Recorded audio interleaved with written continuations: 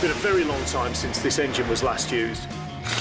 Now Fuzz can set about delving into the engine's innards Oh, bloody hell, that was heavy.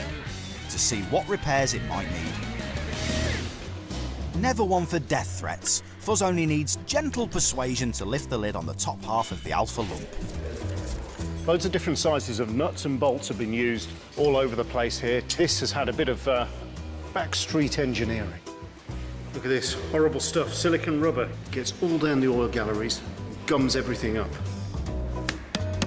Cam cover removed. There are some nasties. This cam chain is a little bit loose, so what's happened is it's worn against the cam cover. So I bet when this engine was running, it was making one heck of a racket. Fuzz has gained access to the engine's hard-working inner chambers, its cylinders. Oh, blimey. That was an awkward one. This engine is a wet liner engine, which means that these cylinder liners sit inside the water jacket, and the coolant flows all the way around the cylinders. Now, these cylinder liners need to stand slightly proud of the top of the cylinder block here. If they don't, that means that the seals that they sit on at the bottom could have compressed, which means these liners will have pulled down. And what could happen then is we get mixing of oil and water. It's like a head gasket failure, basically. The engine would not be serviceable. So that's just ever so slightly above the level of the block, but it's not as much as I'd like.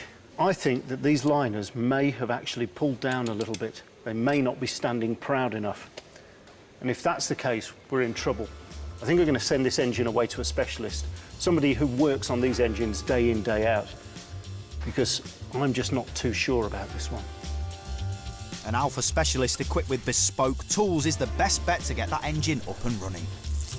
Here's your engine. Oh, yes, it is. I recognise that little bad boy. Wow, it's a wet-linered engine, kind of corroded. You've taken 3 of the liners out already. Where are the other 3? The other 3 are over here. Let's have a look at those. How bad are they?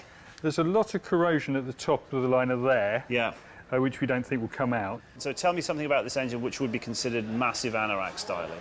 One of the things they did with this engine to improve reliability is they deducted cool water out of these onto the exhaust valves. Just as the liner is removed. Look at that one. Now, I would guess that there would be a rubber seal around the inside of that there, which seals it against the block. Is that... Oh, it's cherished, pretty much. That's correct. Are they good little engines, these Very things? good little engines. Right. Very well developed. Basically developed from Alfa Romeo's Formula 1 technology of the 40s and 50s. Right. Now the engine is stripped down, it's ready for reconditioning. The car's cylinder head is precision skimmed. Each time we take off probably 1/1000th of an inch to make the head perfectly flat so the gasket seals properly. And the valves are carefully refaced to improve efficiency. So I've made it perfectly smooth so it seals nicely against the cylinder head. And that corroded engine block is steam cleaned and made ready for a new set of cylinder liners. It's a simple but slow process of tamping them down into the block. The very tool I need is the tool for holding the liners down while you turn the engine over. Piston and conrod.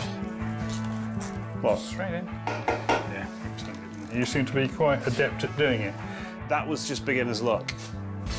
With the crankshaft slotted in and the end caps on, the engine is well on its way to completion. On goes the sump.